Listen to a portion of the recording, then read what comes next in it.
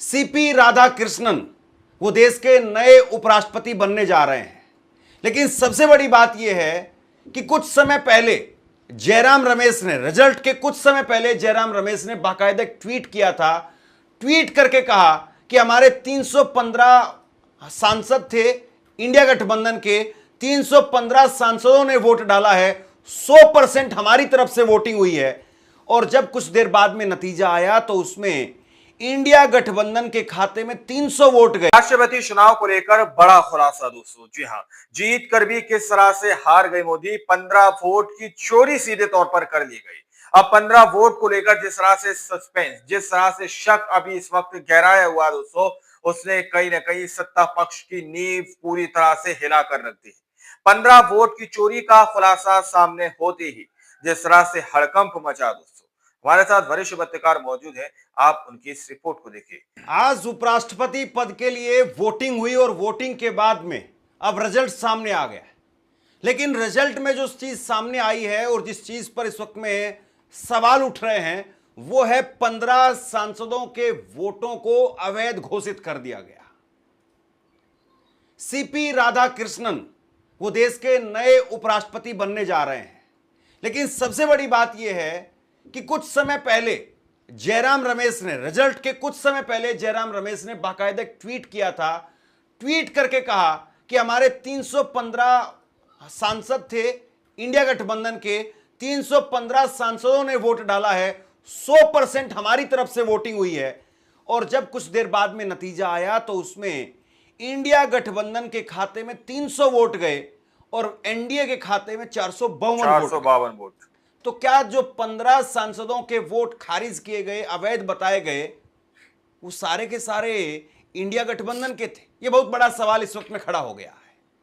सबसे पहले आप ये देखिए, जयराम रमेश का ट्वीट आपको दिखाता हूं, फिर उसके बाद में किसको कितने नंबर मिले हैं वो देखिए।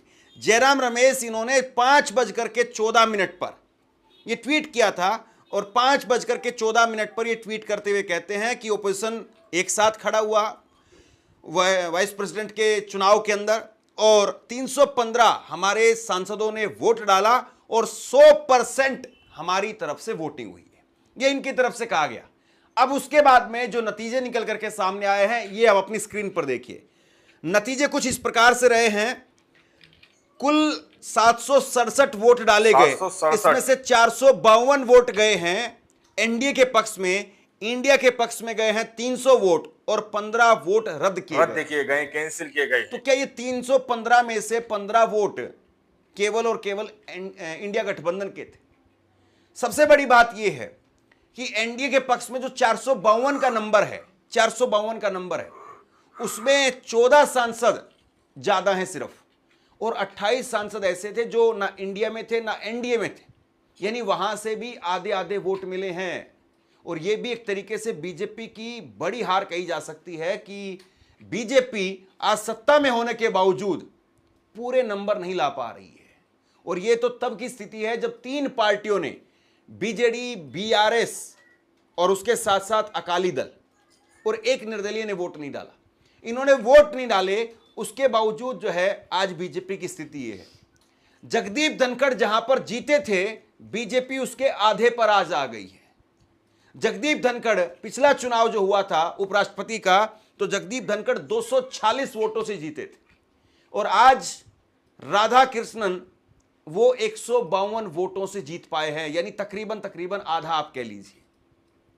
कितना नंबर जो है वो बीजेपी का कम हो गया है। ये 240 का करंट भी है क्योंकि एक तो सांसद आपके वहां से कम हो गए, राज्यसभा में भी सांसद कुछ कम हुए। तो कुल मिलाकर के बीजेपी का जो नंबर गेम है वो इस वक्त में कम है, ये साफ तौर पर दिख रहा है। और चुनाव की जो घोषणा की है, चुनाव के रिजल्ट की घोषणा की है, वो है, आप देखिए, राज्यसभा के महासचिव, नाम पर गौर कीजिए, नाम है पीसी मोदी।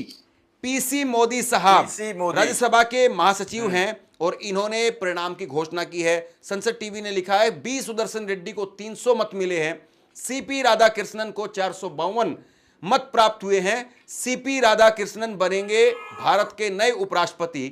और ये घोषणा की है चुनाव आयोग के अधिकारी हैं जिनका नाम है पीसी मोदी। पीसी मोदी साहब चुनाव के अधिकारी थे।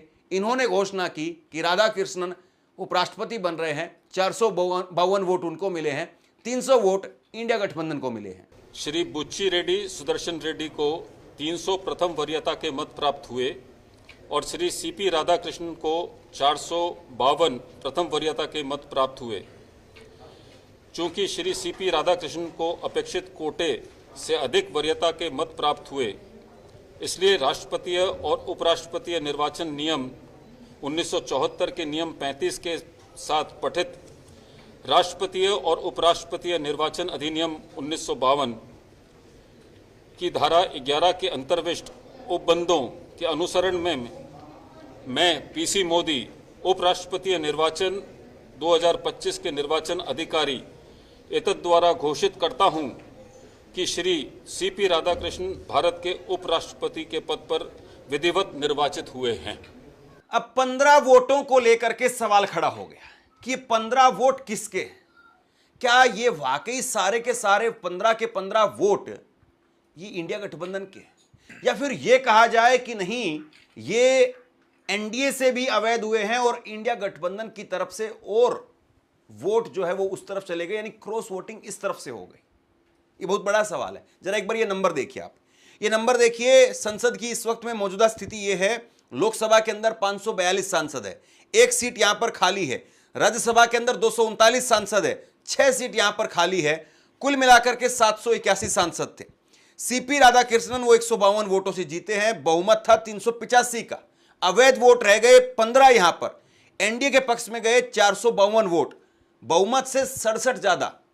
और इंडिया गठबंधन के पास में 300 वोट कुल आए हैं, 85 वोट है बहुमत से कम, क्योंकि 767 वोट 781 में से 767 वोट जो डले थे।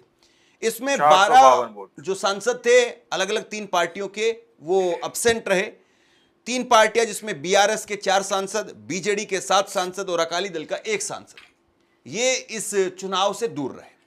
अब देखिए गणित से जरा समझिए, 452 जो बीजेपी को यहां पर मिलता हुआ दिखाई दे रहा है, 452 में 427 जो है वो बीजेपी के पास में आंकड़ा था, राज्यसभा को मिलाकर के, लोकसभा को मिलाकर के 427 का। उसके बाद में 11 सांसद थे वाईएसआरसीपी के, 11 सांसद, 427 और 11 ये हो गए 438। उसके बाद में 28 सांसद ऐसे थे जो ना एनडीए में है ना इंडिया में है। 28 सांसद, 28 में से 14 सांसदों का वोट वो और जो है वो माना जा रहा है कि वो गया है एनडीए के पक्ष में, यानी कुल मिलाकर के 452 हो गया। अब दूसरी तरफ आप देखिए, दूसरी तरफ जो है 352 वोट, माफ कीजिए 315 वोट वो इंडिया गठबंधन के सांसदों का था, और यहां पर 15 वोट जो है वो इनवैलिड है। अब ये 15 वोट जो है वो इनवैलिड किसके हैं, ये बहुत बड़ा सवाल है। क्या विपक्ष के सांसदों का ही वोट जो है वो इनवैलिड किया गया है? क्या विपक्ष के सांसदों को इतना भी नहीं पता था कि कहां पर टिक लगाना है? यहां पर मोहर भी नहीं लगानी थी कि मोहर लगा रहे हैं तो मोहर लगाने में कई बार होता है कि शाही ऊपर नीचे फैल जाती है, कि कोई ठप्पा लगा रहा है तो ठप्पे लगाते टाइम पे थोड़ा सा जो स्टैंप है वो नीचे ऊपर हो गई, और स्टैंप नीचे ऊपर हो जाती तो मामला बिगड़ जाता है। यहां पर तो सिर्फ और सिर्फ ये करना था कि एक इस तरीके से आपके पास में स्लिप थी, एक नाम ऊपर लिखा हुआ है, एक नाम नीचे लिखा हुआ है, और यहां पर आपको टिक लगाना था कि किसको जो है मैं फर्स्ट प्रेफरेंस के तौर पर चुन रहा हूं। बस इतना सा काम था, पेन की टिक लगानी थी। क्या किसी सांसद को इतना भी नहीं पता कि पेन की टिक कहां लगानी है? स्टैंप लगती है तो स्टैंप में संभावना होती है कि इधर उधर चीजें चली जाएंगी। फिर दूसरा होता है पेन का इस्तेमाल। पेन का इस्तेमाल जो किया जाता है, और पेन वो वही होता है जो चुनाव आयोग देता है। आप अपनी तरफ से पेन नहीं इस्तेमाल कर सकते। तो क्या ये पेन का इस्तेमाल दूसरा हुआ है? क्या दूसरे पेन की स्याही जो है वो ये इस्तेमाल की गई? अगर आप अपना पेन निकाल करके टिक लगा देंगे तो भी आपका वोट इनवैलिड हो जाएगा। जो पेन वहां पर है और जो पेपर वहां पर है, वहीं पर उसी पेन से आपको टिक लगाना है, फिर उसको फोल्ड करना है और फोल्ड करके फिर पेटी में डालना है। ये देखिए नरेंद्र मोदी साहब का वोट, उन्होंने अपना वोट जो पेटी में डाला। हालांकि एक बहस तो यह भी है कि जब देश का इतना बड़ा चुनाव, उपराष्ट्रपति पद का चुनाव, राष्ट्रपति पद का चुनाव, जो सबसे बड़े चुनाव है देश के, वो अगर बैलेट पेपर से हो रहे हैं तो फिर बताइए देश के प्रधानमंत्री का चुनाव बैलेट पेपर से क्यों नहीं हो रहा है?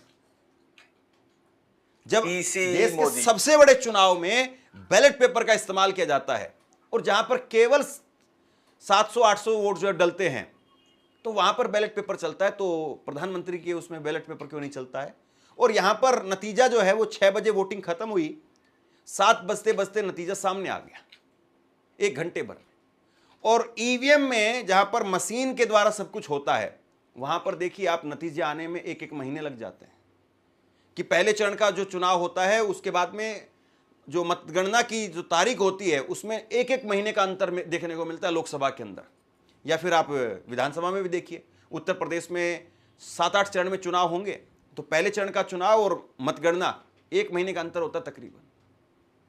तो एक अपने आप में बहस तो आज ये भी दोबारा से देखने को मिली कि देश के प्रधानमंत्री का चुनाव वो बैलेट पेपर के जरिए क्यों ना हो, ये भी देखने को मिला।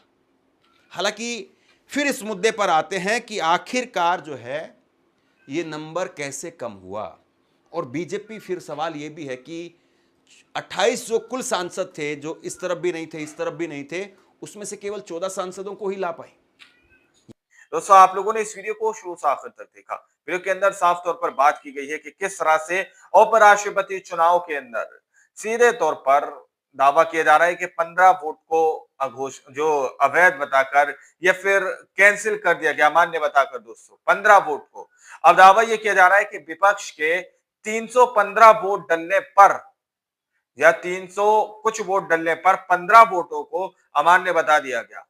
अब लोग ये सवाल खड़ा कर रहे हैं कि लाखों की तादाद में जब वोटिंग होती है तो उसमें कितने वोटों को अमान्य बताया जाता होगा। सोचिए, जिस तरह से विपक्ष की तरफ से दावा किया जा रहा है कि हमारी तरफ से 100% पूरी वोटिंग की गई है, जितने भी हमारी तरफ से सांसद थे, नेता थे, सबने 100% वोटिंग की है। एक ने भी क्रॉस वोटिंग या फिर एक ने भी जो है वोट नहीं डालने जैसी स्थिति नहीं सामने देखने को मिली है।